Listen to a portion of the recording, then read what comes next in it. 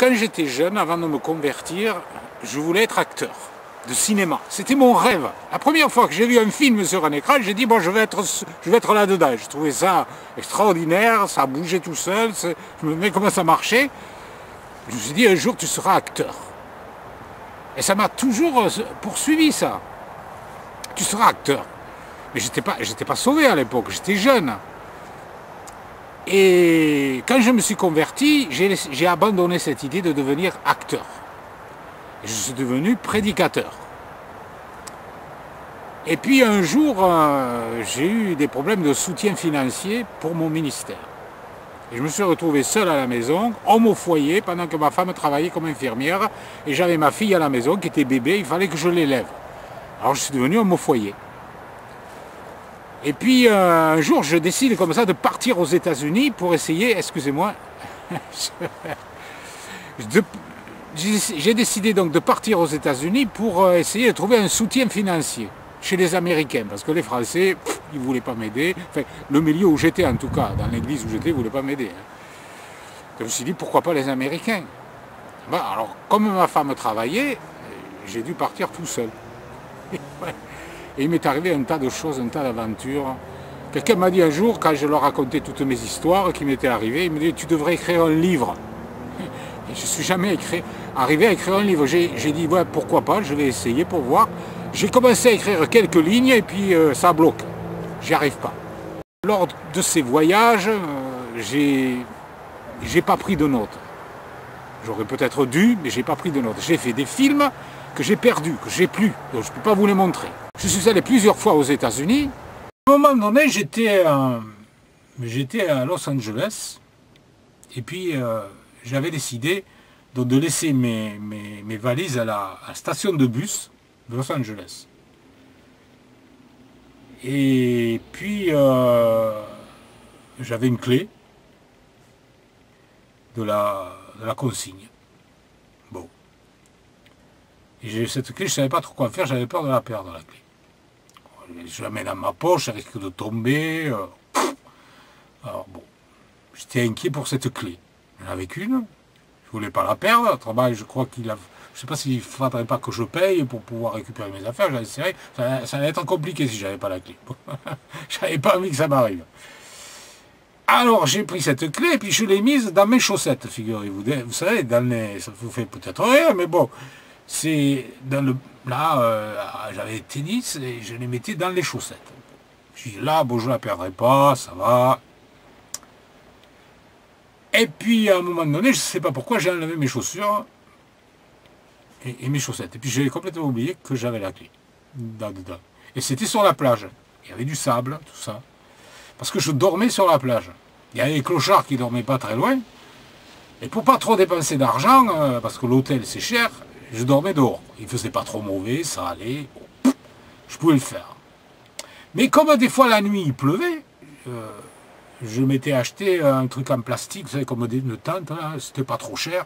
Je mettais ça dessus pour pas me mouiller la nuit. Seulement le problème, c'est que la nuit, ça faisait de la condensation à l'intérieur. Comme c'était du plastique, que ça respirait pas, et il y avait des gouttes d'eau qui se formaient sur le plastique, et ça me tombait dessus, ce qui fait que j'étais mouillé quand même, quand je me réveillais. Et alors, bon, revenons à notre clé. Alors, je défais mes sandales, tout ça, mais je ne m'aperçois pas que ma clé est tombée dans le sable. C'était à côté d'une guérite, vous savez, là où il y a les maîtres nageurs qui surveillent les baigneurs, hein. Et je savais exactement où je m'étais enlevé les chaussures. Hein. Et puis, quand je me suis aperçu que j'avais perdu la clé, c'était un moment après, j'ai dit, bah, j'ai plus ma clé. Alors, je me suis mis à la chercher, bien sûr. J'ai dit, mais où est-ce que tu as été? Alors, je me suis rappelé où j'avais enlevé mes chaussures, mais il y avait un moment que j'avais perdu ma clé déjà. Je ne sais plus combien de temps. Je reviens à l'endroit où je m'étais déchaussé, mais je ne voyais pas ma clé. Je fais tout le tour de la guérite, partout, il n'y avait pas ma clé. Bon, elle était quand même invisible. Si je me souviens bien, elle avait un bout rouge. Et bon, pas de clé. Alors le soir, je vais dormir un peu plus loin de la guérite, je me mets mon truc en plastique dessus, et la nuit, il y avait du vent, je crois bien aussi qu'il y avait de la pluie. Bon, j'étais en train d'un peu de râler en moi-même, j'ai dit, mais pourquoi ce vent, cette pluie? Puis tout d'un coup, je sais pas, il y a un truc qui m'a traversé l'esprit, Je me suis dit, mais quand même, avec la pluie et le vent, le Seigneur, il peut me faire remonter la clé du sable, et si tant est qu'elle est dans le sable. Parce que moi, j'avais remué, j'avais cherché, j'avais rien vu. Et puis, le matin, je me réveille, et puis je dis, tiens, au cas où le Seigneur aurait fait remonter la clé du sable, je vais quand même aller voir. Avec le vent, la pluie, la tempête, bon, je vais aller voir. Mais je me suis dit, mais il l'aura pas fait. Il l'aura pas fait, parce que je ne mérite pas ça, quand même. Il l'aura pas fait. Je ne pensais pas que Dieu allait le faire. Et puis, quand je vais à côté de la gate, là où je m'étais, je sais, j'ai été tout étonné, figurez-vous. Vous savez ce que j'ai vu? Je suis sûr que vous avez deviné, c'était la clé. Elle était là. Elle était remontée du sable. Mais attention, elle n'était pas remontée n'importe comment. J'avais fait une reconstitution avec une photo là. Peut-être que je vous la mettrai tout à l'heure sur la vidéo pour vous montrer comment la clé est ressortie. J'étais ébahi. Parce que dans le sable, le vent et la pluie, moi je dis c'est le Seigneur qui l'a fait, hein, il y avait comme une demi-sphère qui s'était formée dans le sable. Comme un trou qui faisait une demi-sphère. Autant que je me souviens, c'était parfait. Le rond, il était parfait. C'était comme un bol, vous savez, un bol qui avait été creusé dans le sable et en plein milieu de ce bol, dans le trou, il y avait ma clé plantée comme ça, comme un piquet tout droit avec le bout qui dépassait. Je ne pouvais pas la rater. Et alors, des bols comme ça, des trous, il n'y en avait pas partout, hein, il y en avait un seul. Et au milieu, il y avait la clé. Je me suis mis à genoux et je remerciais Dieu. Parce que pour moi, c'était un miracle.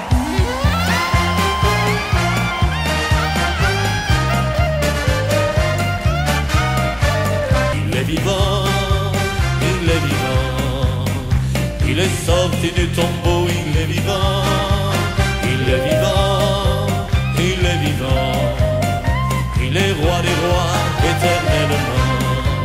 Merci à toi mon Dieu qui a donné ton Fils et nous a donné la pleine victoire en son nom.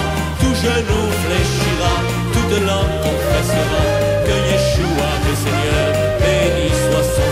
Jésus-Christ a dit, je suis le chemin, la vérité et la vie, et nul ne vient au Père que par moi. Je n'ai payé ni or ni argent, j'ai tout et gratuitement, car pour moi Jésus a versé son sang, et je suis sauvé.